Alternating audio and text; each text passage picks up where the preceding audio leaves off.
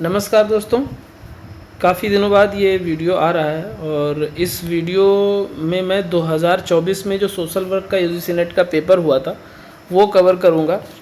और सॉरी चाहता हूँ आप लोगों से, एक्चुअली मैं काफ़ी लेट ये वीडियो लेके आ रहा हूँ। कई लोगों का रिक्वेस्ट था बट टाइम नहीं मिल पा रहा था, कुछ अपने पर्सनल रीज़न भी हैं। तो बट अभी कल जिसका जिसका एग्ज़ाम है उन सभी को मैं रिक्वेस्ट करूँगा कि एक बार ये वीडियो ज़रूर देख के जाना, क्योंकि इसमें जो मैंने क्वेश्चन कवर किए हैं मल्टी डायमेंशन में, जहाँ से जितना भी क्वेश्चन बन सकता है कोशिश किया है उसको एक्सप्लेन करने की। तो जितने लोग कल एग्ज़ाम दे रहे हैं उन सभी को मेरे तरफ से बेस्ट विशेज़, और आप लोग अच्छे से पेपर करके आना और क्रैक करना। तो स्टार्ट करते हैं। पहला क्वेश्चन है मैच करने का। इधर सस्टेनेबल डेवलपमेंट गोल्स दिए हुए हैं और इधर उनमें जो गोल्स में ऑब्जेक्टिव्स है या उसका जो थीम है वो दिया हुआ है। तो SDG 1, SDG 2 और 6 और 8 इसको मिलान करना था। तो सबसे पहले देखेंगे कि SDG 1 क्या कहता है। तो SDG 1 में है नो पावर्टी, यानी गरीबी उन्मूलन या गरीबी समाप्त करने की बात करता है। SDG 2 में है जीरो हंगर, और उसके अलावा SDG 6 में है clean water and sanitation. SDG 8 में है decent work and economic growth. तो ये आपको इधर जो ये दिख रहा है इसको आप एक बार पढ़ लीजिए। पहला no poverty, zero hunger, good health and wellbeing, quality education, gender equality, clean water and sanitation, affordable and clean energy, decent work and economic growth, industry innovation and infrastructure, reduced inequalities, sustainable cities and communities, responsible consumption and production, climate action, life below water, life on land, peace and justice, और 17th है partnership for the goals. तो इस तरीके से अगर आप इस पूरे टॉपिक को तैयार करके जाएंगे तो ईजिली आप इससे रिलेटेड क्वेश्चन आएगा तो कर पाएंगे। नेक्स्ट क्वेश्चन है a famous article on the management theory of jungle is written by. तो जो the management of theory of jungle है ये किसने लिखा था? हैरोल्ड कुंज ने लिखा था। क्या था? The variety of approaches to management analysis, the amount of research and the great number of differing views have resulted in much confusion as to what management is, what management theory and science is, and how managerial events should be analyzed. As a matter of fact, Arnold Kunz many years ago called this situation the management theory jungle. उसके बाद next question है, इसको भी match कराना था।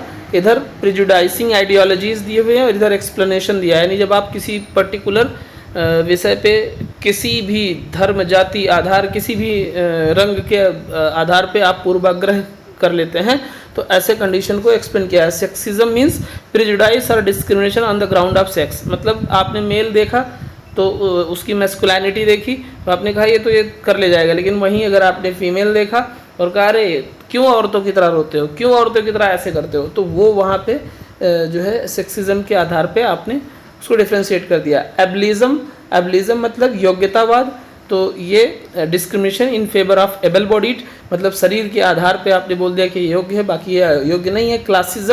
Classicism means based in the liberal ideology and implies prejudice with reference to socio economic class. And ethnocentrism मतलब अपने जो संस्कृति है उसको बढ़ा चढ़ा के पेश करना, दूसरे की संस्कृति को नीचा दिखाना नहीं। Making judgments about other ethnic groups in terms of one's own culture assumption. तो ये बेसिकली हो गया। What is gender responsive budgeting? Gender responsive budgeting क्या होता है? Fair distribution of resources related to, मतलब किसी भी आधार पे, मतलब जेंडर के आधार पे रिसोर्सेज में जो है डिफ्रेंशिएट ना करना। Which councils are operating under United Nations? तो यूनाइटेड नेशन के अंडर कौन कौन सी काउंसिल रन कर रही है या ऑपरेट कर रहा है? कौन कौन सा? CDE। CD क्या है? Security council, economic and social council, trusteeship council. ये जो new liberalism, feminism, post modernism और मल्टीकल्चरलिज्म है, इसमें थोड़ा सा मुझे कन्फ्यूज़न था इसलिए मैंने स्टार मार्क कर रखा है। बट फिर भी इसका जो मेरा बेस्ट ओपिनियन है वो A का 2 और B का 3, C का 4 और D का 1। यानी न्यू लिबरलिज्म मतलब being people as integrated whole community based consciousness. B का फेमिनिज्म का recognition of male domination and subordination of women. C का 4 हो जाएगा। पोस्ट मॉडर्निज्म मतलब minimum government interference and market as sole regulator. Multiculturalism means opposition of culture imperialism and homogenisation. Next है what is ISO/IEC 27002 2022। तो ये है provides guidance for information security control. ये जो ISO का ये कोड दिया हुआ है ये सिक्योरिटी कंट्रोल की बात करता है। और 2022 में 93 कंट्रोल्स थे और 2013 में 114 थे, अब जो है 93 कंट्रोल्स हैं। तो according to ISO/IEC 27002 2020 information relating to security information security threats should be collected and analyse to produce threat intelligence. तो ये इंटेलिजेंस से रिलेटेड है। इंफॉर्मेशन जो थेफ्ट होता है उसकी सिक्योरिटी के लिए है, उस पर जो थ्रेट पहुंचता है उसके लिए है। नेक्स्ट क्वेश्चन है ये मॉडल्स ऑफ कम्युनिकेशन है और ये तो बर्लोज मॉडल ऑफ कम्युनिकेशन कब आया था? ये 1960 में आया। उसके बाद में है स्क्रैम्स मॉडल ऑफ कम्युनिकेशन, ये आया 1964 में। उसके बाद में Sanon and Weber's model of communication, ये आया 1949 में। और लेगन्स मॉडल ऑफ कम्युनिकेशन ये आया 1961 में। नेक्स्ट क्वेश्चन है, इसको अरेंज करना है। Arrange the 5 stages of prejudice given by Gordon Allport from 1 to 5। तो इन्होंने 5 स्टेजेस दिए हुए हैं, उसमें से हमें उसको असेंडिंग ऑर्डर में लगाना DCBEA। तो अब इसमें देख लेंगे। सबसे पहले anti location, avoidance, discrimination, physical attack and genocide. तो ये इसका प्रॉपर दिया हुआ है, इसकी आप फोटो ले सकते हैं और पढ़ सकते हैं। इसको आप जो है जो नीचे इसका दिया हुआ है एक्सप्लेनेशन वो भी देख सकते हैं। एंटी लोक्यूशन मतलब verbal abuse using derogatory language, name calling, stereotyping, withdrawal, avoiding contact, making people invisible. मतलब इसको आप फोटो लेके पढ़ सकते हैं। मैं थोड़ा सा इसको स्पीड में इसलिए रख रहा हूँ क्योंकि कल एग्ज़ाम है, तो आप लोग कम समय में ज़्यादा चीज़ों तक एक्सेस कर पाएँ, ज़्यादा बेहतर रहेगा। The first edition of encyclopedia of social work in India was published in 1968 by. तो ये ministry of social welfare government of India के द्वारा पब्लिश की गई थी under the chairmanship of Durgabai Deshmukh, जो कि सेंट्रल सोशल वेलफेयर बोर्ड की प्रेसिडेंट भी रही हैं। उसके बाद में Buen Vivir shared future of transformative change was the theme of world social work day 2024। तो वर्ल्ड सोशल वर्क डे 2024 के थीम पे क्या, the Buen Vivir is a social philosophy inspiring social movement in South American countries. It is not related to, तो किससे related नहीं है, यानी an alternative capitalist model से रिलेटेड नहीं है। ये इसका shared future for transformative change theme था। और ये थीम आप लोग रट लीजिए, क्वेश्चन ये रिपीट हो सकता है।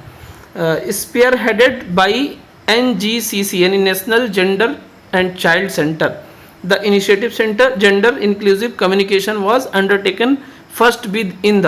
तो लबासना ने एक पूरी गाइड बुक निकाली थी जिसमें जेंडर न्यूट्रल वर्ड्स और को यूज़ करने के लिए पूरी बुक है, जो कि लबासना यानी जहाँ पे IAS और IPS IFS ऑफिसर्स की ट्रेनिंग के लिए जहाँ पे इनको भेजा जाता है क्वालिफाई करने के बाद।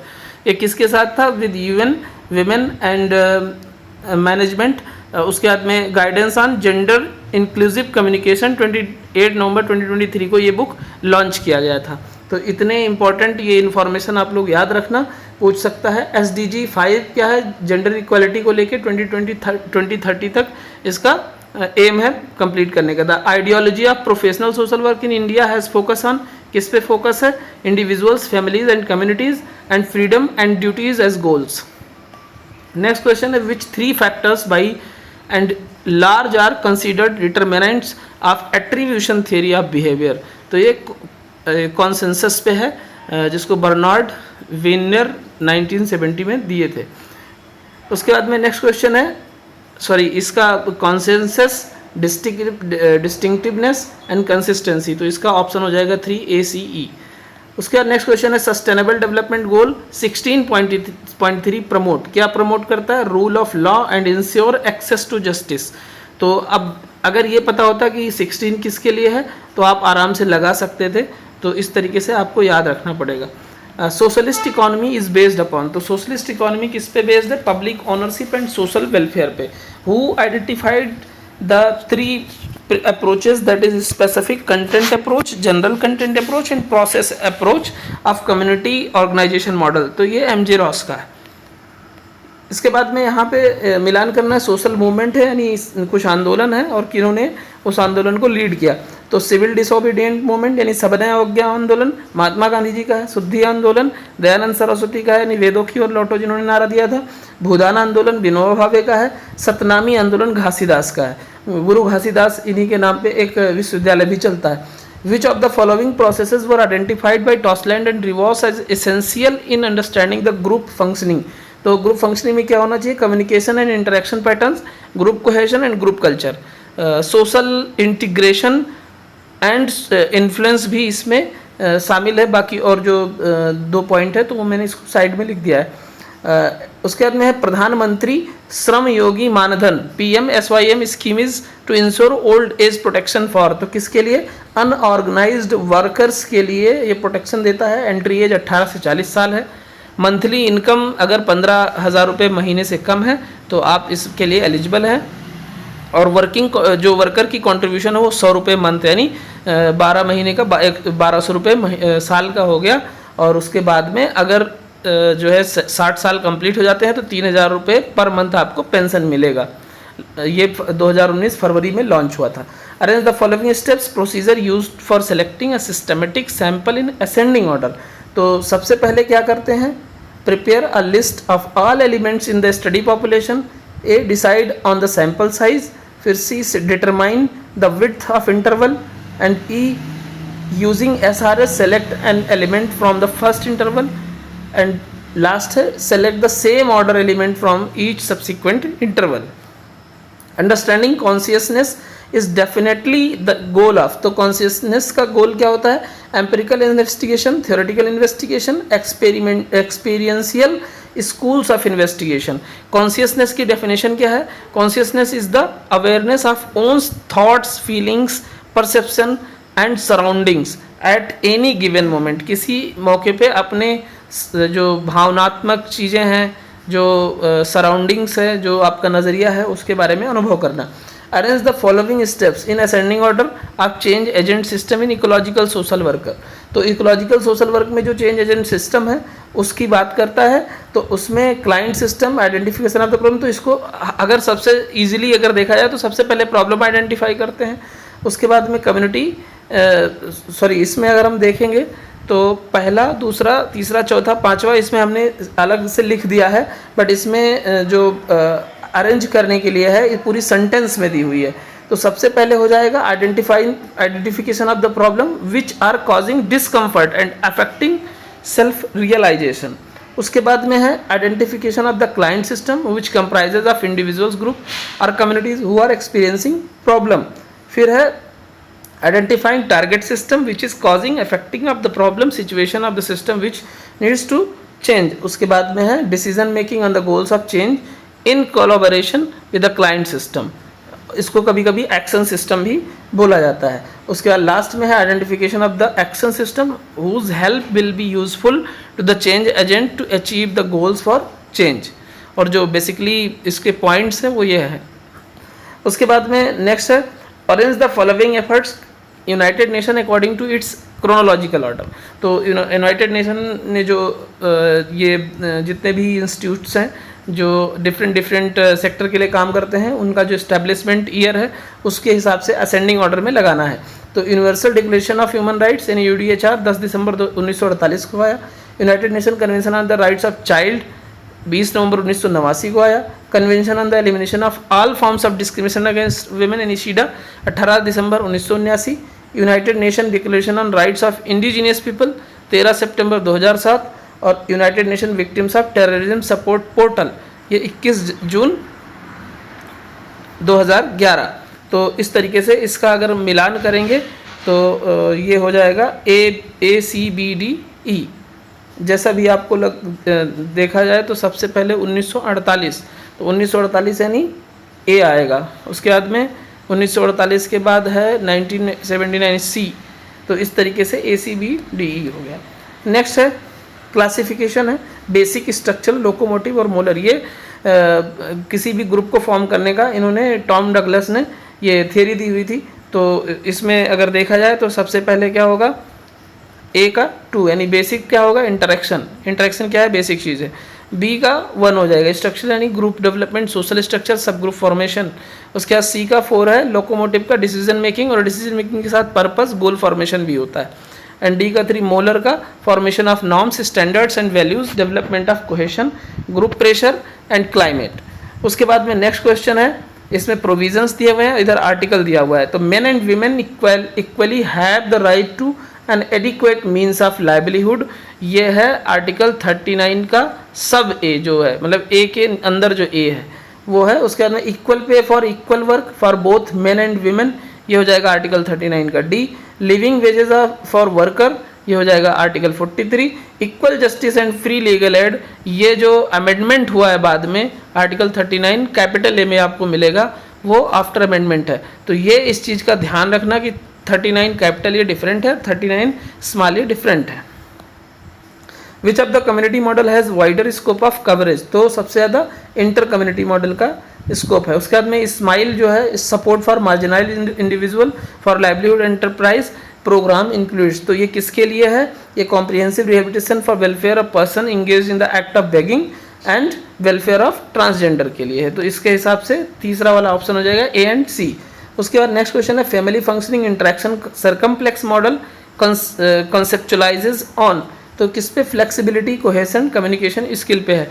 ये किसने दिया था सरकमप्लेक्स मॉडल, डॉक्टर डेविड ऑल्सन ने दिया था, और प्रोफेसर एमरिटस ऑफ फैमिली जो एक बुक है मतलब जिसमें इन्होंने दिया है वो सोशल साइंसेस को फोकस्ड है, और उसमें ये फैमिली की एक फैमिली थेरेपी की एक मॉडल है जिस पे हम किसी भी फैमिली की काउंसलिंग या थेरेपी करते हैं जिस आधार पे। Arrange the following objectives according to the 5 years plan period in ascending order, तो सबसे पहले जो पंचवर्षीय योजना थी उस किस पे फोकस किया गया था, self reliant and self generating resources पे। A growth with social justice, B है attainment of self reliance, and E है towards faster and more inclusive growth, and D है faster sustainable and more inclusive growth. Next question है arrange the following steps in process of direction and management administration from first to last, तो सबसे पहले होगा defining objectives, फिर होगा developing the people, and B होगा organising the efforts, and सी है measuring the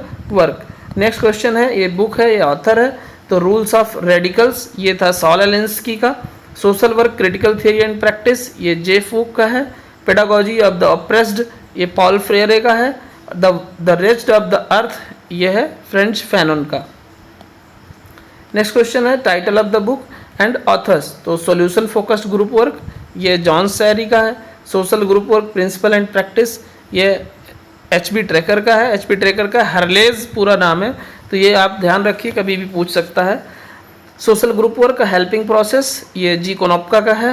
end groups in social work and ecological perspective, ये है प्रोफेसर बालगोपाल एंड वैसिल का। नेक्स्ट क्वेश्चन है social research in influence by, social research किससे influence होता है, तो ABCDE यानी इसमें जो दिया है सब, values, theory, practical consideration, epistemology and ontology.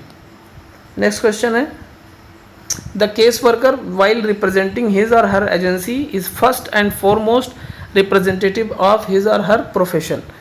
Next question है the notion of decent work emphasise on the main elements of, किस पे है, work and employment and rights at work and social protection and social change या social dialogue. उसके बाद में next question है which of the following are related to fundamental duties, 51 का AC section, ये है सोवरेनिटी, इंटीग्रिटी एंड यूनिटी, इन 3 चीज़ों पे बेस्ड है। नेक्स्ट क्वेश्चन है थियरीज है और थियरीज के थियरिस्ट है। The relative deprivation theory, relative deprivation Stouffer का है। द कॉन्टेजियन थियरी है गुस्टाव ली बॉन का। द स्ट्रेन थियरी है स्मेल्सर का। द एमरजेंट नॉर्म्स थियरी है टर्नर एंड किलियन का। तो जो ये आप देख रहे हैं the strain theory, structural strain theory है ये, जबकि स्ट्रेन थियरी किसी और की है, यानी स्ट्रेन थियरी जो sociological and chronological theory developed by R.K. Marton की है ये, बट जो स्ट्रक्चरल स्ट्रेन थियरी है वो स्मेल्सर की है। तो यहाँ पे थोड़ा इन्होंने जो क्वेश्चन में थियरिस्ट का नाम दिया है वो गलत दिया है, या थियरी कह लीजिए गलत दिया है। तो इस हिसाब से अगर चेंज होता है मतलब ऐसा क्वेश्चन आता है तो आप ध्यान रखना। क्लासिकल स्ट्रेन थियरी भी इसको कहते हैं, जो आर्किमेटन का है। नेक्स्ट क्वेश्चन है, arrange the following labour laws on the basis of year in force in chronological order. तो इक्वल रिम्यूनरेशन एक्ट 1976 में आया, एम्प्लॉय स्टेट इंश्योरेंस यानी ESI एक्ट 1948 में आया, industrial employment standing orders act 1946 में आया, वर्कमेंस कंपनसेशन एक्ट 1923 में आया, contract labour regulation and abolition act 1970 में आया। इस हिसाब से इसका ऑप्शन 2 हो जाएगा। नेक्स्ट क्वेश्चन है, थियोरेटिकल कॉन्सेप्ट है, थियरिस्ट है। तो मैकेनिकल एंड ऑर्गेनिक सॉलिडारिटी ये दुर्खीम ने दी है, ideal types and values max weber ने दी है, एलिनेशन एंड सोशल क्लास ये कार्ल मार्क्स ने दी है, secrecy and social relationship George Samuel ने दी है। मैकेनिकल सॉलिडारिटी मतलब सोसाइटी के बिलीफ जो हैं, लाइफस्टाइल है, उसके आधार पे जो डिफरेंशिएशन होता है वो मैकेनिकल होता है। ऑर्गेनिक यानी इंटर डिपेंडेंसी के वजह से जो एक दूसरे के ऊपर निर्भरता रहती है उसको ऑर्गेनिक कहते हैं, organic unity. Which amongst the following is not a basic condition to provide necessary and sufficient ground for collective behaviour to occur. तो इसका मैंने शायद मिस कर दिया है, बट जिस हिसाब से इसमें क्वेश्चन पूछा है, which amongst the following is not a basic condition to provide the necessary and sufficient ground the collective behaviour to occur, structural conduciveness, unstructured strains, growth and spread, generalized belief, mobilization for action। तो इसमें पूछा है दशा नहीं है, तो इसमें unstructured strains हो जाएगा। उसके बाद नेक्स्ट क्वेश्चन है, which amongst the following is not a case work tool. तो केस वर्क का टूल क्या नहीं है, तो बिलीफ नहीं है, बाकी ऑब्जर्वेशन, लिसनिंग, होम विजिट इसके टूल है। Arrange the steps of neighbourhood development model from step 1 to step 5। Neighbourhood development model किसने दिया, HY सिद्दीकी ने 1997 में दिया। और इसके स्टेप्स क्या हैं, BEDAC हो जाएगा, यानी पहले identification of the locality and entry आएगा, फिर आएगा identifying the needs of different section, फिर D आएगा प्रोग्राम प्लानिंग, उसके बाद में A आएगा रिसोर्स प्लानिंग, और फिर C हो जाएगा developing an organisational network in the community. उसके अलावा ये जो 7 स्टेप्स है मैंने यहाँ लिख रखा है, इसकी फ़ोटो ले लो, आप पढ़ लेना। Arrange the following provisions of the constitution on the basis of article. तो इक्वालिटी बिफोर लॉ आर्टिकल 14 में है, एबोलिशन ऑफ अनटचेबिलिटी आर्टिकल 17 में है, provision of traffic in human beings and force labour ये 23 में है, provision of discrimination on grounds of religion, race, caste, sex और place of birth ये 15 में है, protection in respect of conviction for offences 20 में है, यानी ADBEC इसका अरेंजमेंट हो जाएगा। उसके नेक्स्ट क्वेश्चन है, arrange the following needs developed by the Maslow in hierarchical order. तो सबसे पहला फिजियोलॉजिकल नीड है, उसके बाद में सेफ्टी नीड है, फिर सेंस ऑफ बिलोंगिंग है, फिर सेल्फ स्टीम है, उसके बाद सेल्फ एक्चुअलाइजेशन है। इस हिसाब से इसका सेकंड ऑप्शन सही हो जाएगा। Change in the number of clients the organisation was involve with is known as. तो ये ऑर्गेनाइजेशनल एंट्रोपी कहलाता है। According to Stanley Vance decision making consist of the following steps, arrange these steps in progressive order. तो इसमें हो जाएगा सबसे पहले परसेप्शन, फिर हो जाएगा कंसेप्शन, फिर होगा इन्वेस्टिगेशन, देन होगा डेलिबरेशन, फिर होगा सेलेक्शन और फिर प्रोमलगेशन। तो इस हिसाब से इसका सेकेंड ऑप्शन सही हो जाएगा। Arrange the following characteristics of measurement scale in ascending order. तो असेंडिंग ऑर्डर में BDCA हो जाएगा, B यानी डिस्क्रिप्शन, D यानी ऑर्डर, C हो जाएगा डिस्टेंस और A हो जाएगा ओरिजिन। ये मार्केट रिसर्च का एक स्केल है और उसकी टेक्नोलॉजी है। तो इसमें मुझे लगता है HR वाले ने ही कुछ पेपर बनाया और काफ़ी ज़्यादा HR के क्वेश्चंस है। Arrange the following indexes on the basis of their year of initiation. तो ह्यूमन पॉवर्टी इंडेक्स HPI 1997 में आया था। उसके बाद जेंडर डेवलपमेंट इंडेक्स 1995 में आया। भारत की स्थिति 129 है 146 देशों में जेंडर गैप इंडेक्स में। फिर physical quality of life index PQLI 53rd rank है इंडिया का, और इसको डेविड मॉरिस ने बनाया था 1970 में ओवरसीज डेवलपमेंट काउंसिल के सुपरविज़न में। और उसके बाद में ह्यूमन डेवलपमेंट इंडेक्स 1990 में आया, 134 नंबर पे भारत है 193 देशों में, और ये सारी जो संस्था है D को छोड़ के UNDP रन करती है। Arrange the following government schemes for women in ascending order. तो प्रधानमंत्री मातृ वंदना योजना 1 जनवरी 2017 में आया, बेटी बचाओ बेटी पढ़ाओ 22 जनवरी 2015 आया, प्रधानमंत्री उज्ज्वला योजना 1 मई 2016 आया, एलपीजी और बलिया से स्टार्ट हुआ, एलपीजी के लिए था। सुरक्षित मातृत्व आश्वासन यानी सुमन ये 10 अक्टूबर 2019 को लॉन्च हुआ for care of pregnant women and new born baby. तो इसको आप अपने हिसाब से अरेंज कर लेना। उसके बाद में नेक्स्ट क्वेश्चन है, NITI Aayog has been constituted to actualise the important goals of. तो किस पे फोकस करता है? To enable good governance and cooperative federalism पे, यानी ए एंड बी दूसरा ऑप्शन हो जाएगा। National action plan for drug demand reduction is formulated by the ministry for the time frame of. तो ये 2018 से 2025 के लिए बनाया गया था ministry of social justice and empowerment के द्वारा। और एक और नई जो है लॉन्च हुआ है टोल फ्री नंबर 1933 जो का मानस का है, ये इसका फुल फॉर्म है मादक पदार्थ निषेध असूचना केंद्र। इसको जैसे टेली मानस रन करता है वैसे मानस के तरीके से मानस नाम से रन करेगा। और ये एनसीबी नेशनल जो कंट्रोल नारकोटिक्स कंट्रोल ब्यूरो है उसके अंडर ये रन कर रहा है। Which is not the correct statement about functional organisation. तो the line of authority in functional organisation is functional और डायगोनल। तो ये जो है इसका सही ऑप्शन हो जाएगा। 104 है, the 3 causal factors of social differentiation that are position qualities and performance is explain by, ये टैलकट पार्सन का थ्योरी है। The frequency polygon is very similar to, तो ये हिस्टोग्राम की तरह होता है। बाकी आप देख लो, पाई चार्ट ऐसे होता है, स्टैक बार चार्ट कैसे होता है, और स्टेम एंड लीफ डिस्प्ले इस तरीके से होता है। Arrange the following socialisation stages in descending order. तो जैसे नॉर्मल देखा जाए तो oral anal phallic latency genital है, बट यहाँ पे 2 जगह पे स्टेज जो है थोड़ा सा नाम बदल दिया, द ऑडिपल स्टेज कर दिया, द एडोलेसेंट स्टेज कर दिया। तो मैंने इधर एज दे दिया, ओरल का 0 से 2 ईयर्स होता है, एनल 2 to 3 ईयर्स होता है, फेलिक 3 से 5, लेटेंसी 5 से पबर्टी, और जेनाइटल जो होता है वो पबर्टी से एडल्टहुड तक होता है। तो इस हिसाब से अगर आप मिलाओगे तो CBDA यानी 4th ऑप्शन आएगा। Critical minimum effort strategy is related to, तो face of rapidly rising population, ये क्रिटिकल मिनिमम एफर्ट स्ट्रेटजी एक इकोनॉमिस्ट थे। This theory was developed by Harvey लेविंस्टीन।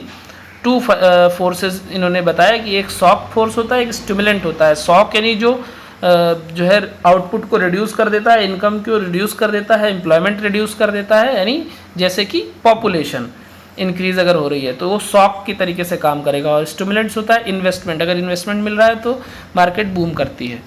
The changes brought about in Indian society the culture as result over 150 years of British rule and the substance changes occurring at different levels, technology, institution, ideology, values. What does the above statement defines? तो ये industrialisation को define करता है।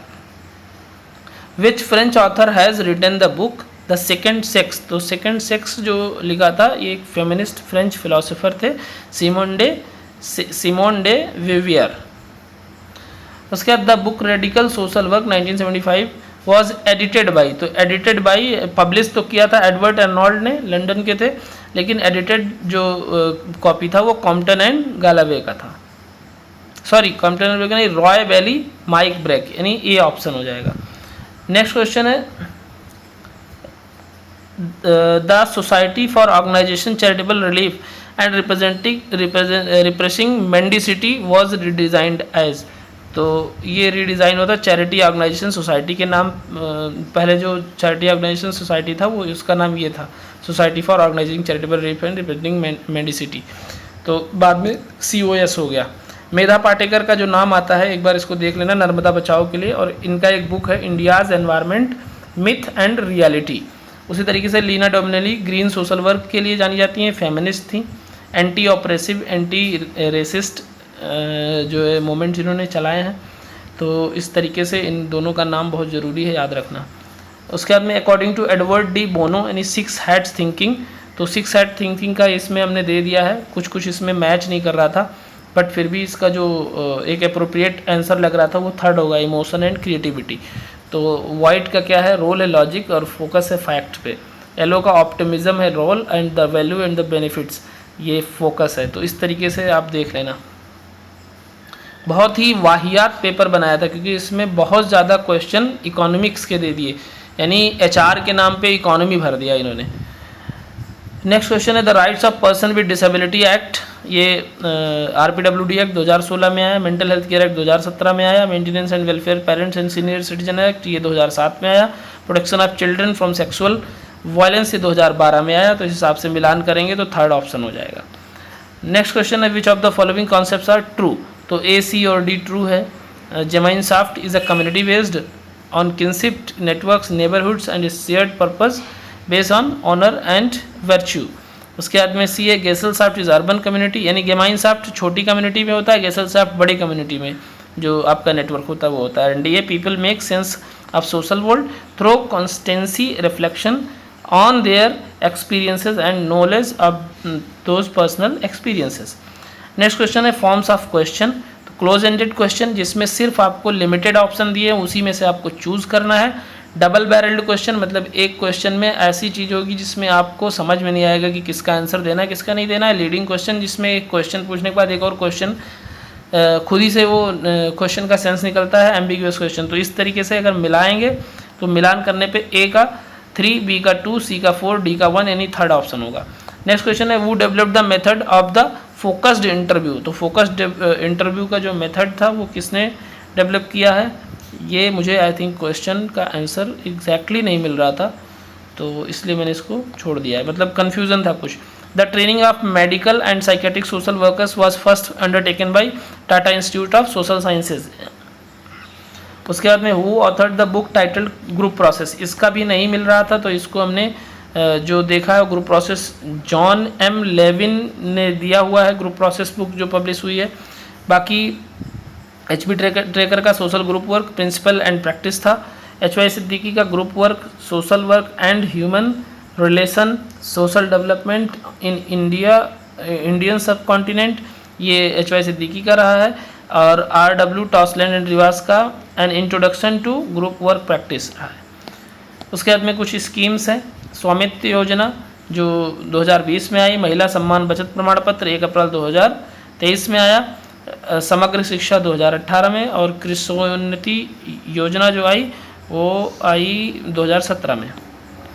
Next question है according to Robert K Yin there are 5 general characteristics of exemplary case study, तो ये case study के अलग अलग स्टेप्स दिए हुए हैं।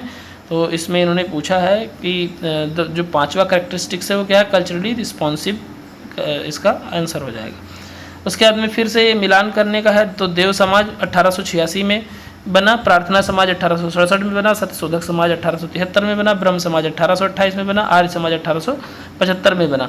इस 1875 में आर्य समाज दयानंद सरस्वती ने बनाया, प्रार्थना समाज आत्माराम पांडुरंग ने, सत्यशोधक समाज ज्योतिबा भाई फूले ने 1873 में, ब्रह्म समाज राजा राम मोहन राय ने, देव समाज पंडित शिव नारायण अग्निहोत्री ने। तो इस तरीके से option D, B, C, E, A यानी एक सही हो जाएगा।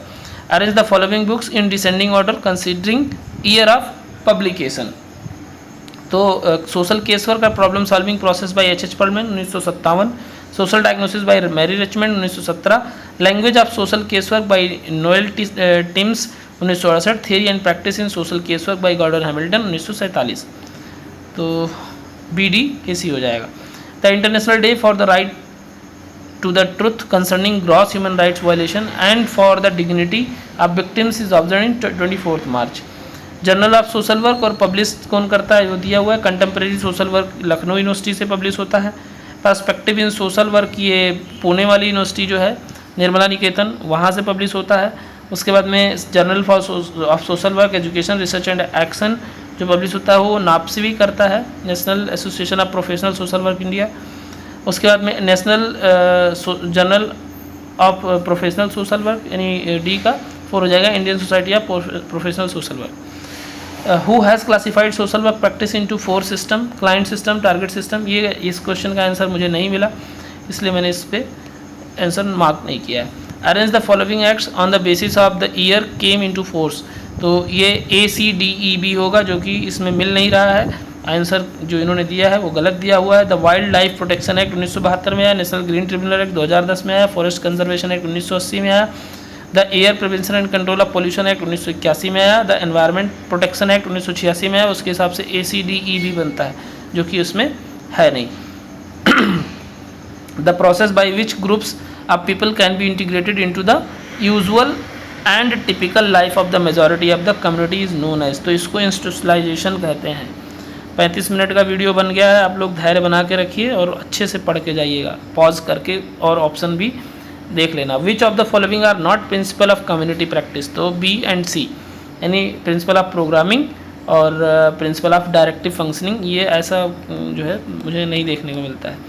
Social work education in India through open and distance learning, यानी डिस्टेंस लर्निंग सिस्टम जो इग्नू स्टार्ट किया वो 1987 में स्टार्ट किया, लेकिन जो सोशल वर्क में ओपन लर्निंग स्टार्ट किया वो 2004 में। स्टूडेंट्स टी टेस्ट के बारे में इसमें क्वेश्चन है, तो स्टूडेंट्स एक टी टेस्ट जो है वो पैरामेट्रिक टेस्ट है, ये दो ग्रुप को कंपेयर करता है, तो इसकी साइज़ जो है 30 से लेस होनी चाहिए, और ये जो है ग्रुप का जो वेरिएंस है, वेरिएबल है, वो पता होना चाहिए, ये तो इसका ऑप्शन 3 हो जाएगा। Which new depressive disorder have been incorporated in the diagnostic and statistical manual of mental disorder with 5th edition, DSM-5 इसको बोलते हैं। तो उसमें ये 3 नाम, नए नाम निकल के आए हैं जिन्होंने दिया है, disruptive mood dysregulation disorder, persistent depressive disorder and the premenstrual डिस्फोनिक नहीं है, डिस्फोरिक है, इसीलिए मैंने यहाँ पे नीचे R बना दिया है डिसऑर्डर, तो ये ABC हो जाएगा। उसके बाद में नेक्स्ट क्वेश्चन है arrange the following occurrence of moments from early to recent, तो द खेड़ा सत्याग्रह 1918 में, रोलेट सत्याग्रह 1919 में, और बारदोली सत्याग्रह 1928 में, तेभागा मूवमेंट 1946, चंपारण मूवमेंट 1917, तो इस हिसाब से DACEB हो जाएगा तीसरा वाला option. Which of the following statement is true with regard to group culture, तो ग्रुप कल्चर के हिसाब से क्या, the values of the members of groups are static and fixed in group culture.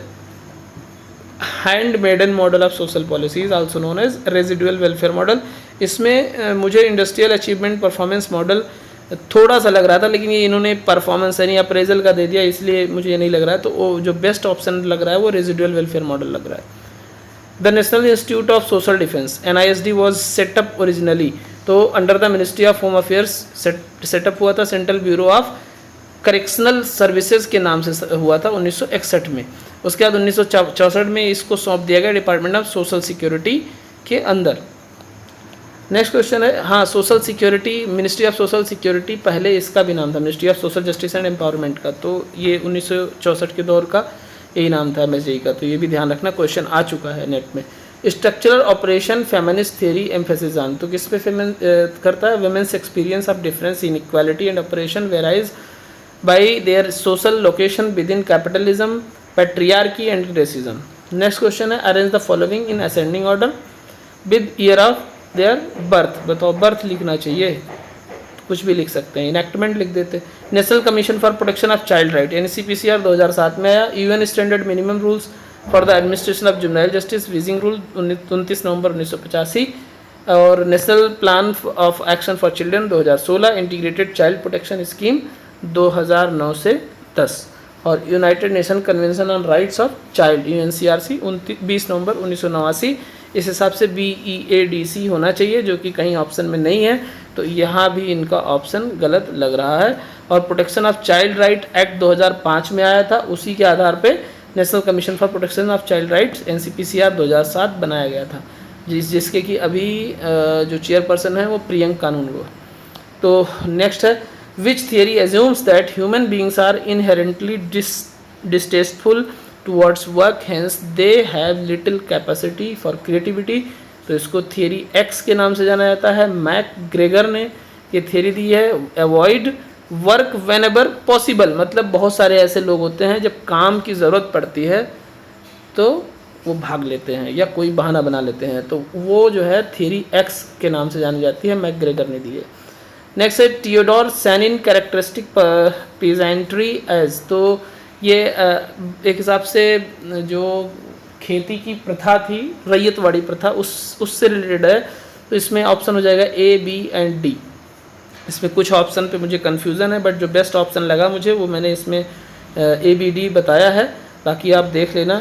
वैसे तो पेपर डिलीट हो चुका है, मतलब नहीं हुआ है, तो इसका आंसर तो देना ही चाहिए at least. The effectiveness of a group is measured on indicators like, तो किसी भी ग्रुप की जो इफेक्टिवनेस है वो किससे होती है? The emotional environment, the task orientation.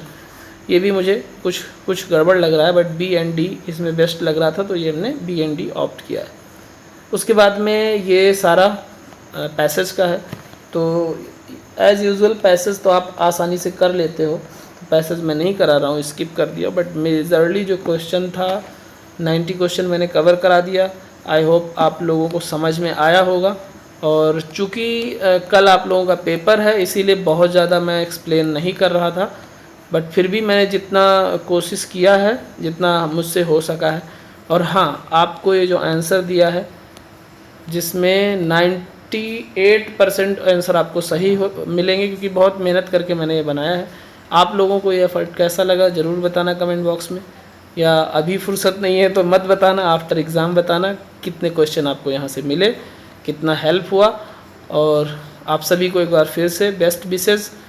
किसी को कोई क्वेरी होगा तो पूछ लेना, और चाहे टेलीग्राम पे लिंक पे ज्वाइन करके पूछ लेना, और अपनी तैयारी कंटिन्यू रखिए। DSSB की भी जल्दी ही पेपर हो जाने की उम्मीद है।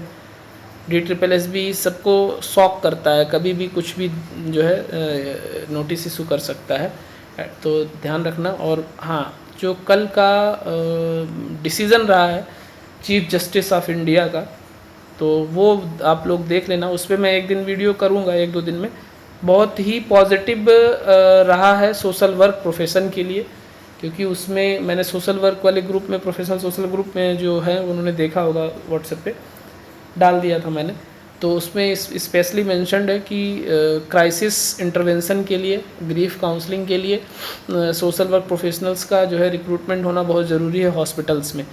तो अब उस गाइडलाइन को फॉलो करना ही पड़ेगा। और स्पेशल टास्क फोर्स जो इन्होंने बनाया है, उसमें नेशनल इंस्टीट्यूट ऑफ निमहांस के national institute of mental health and allied science का के जो डायरेक्टर हैं मैम, डॉक्टर मूर्ति मैम, वो भी हैं। तो मेंटल हेल्थ से रिलेटेड भी जो PSW की रिक्रूटमेंट है वो भी हो सकता है बढ़ जाए। तो आप लोग के लिए ढेर सारी शुभकामनाएं। अपनी तैयारी कंटिन्यू रखिए और अपने मौके का इंतज़ार करिए। मिलते हैं नेक्स्ट वीडियो में। Thank you so much.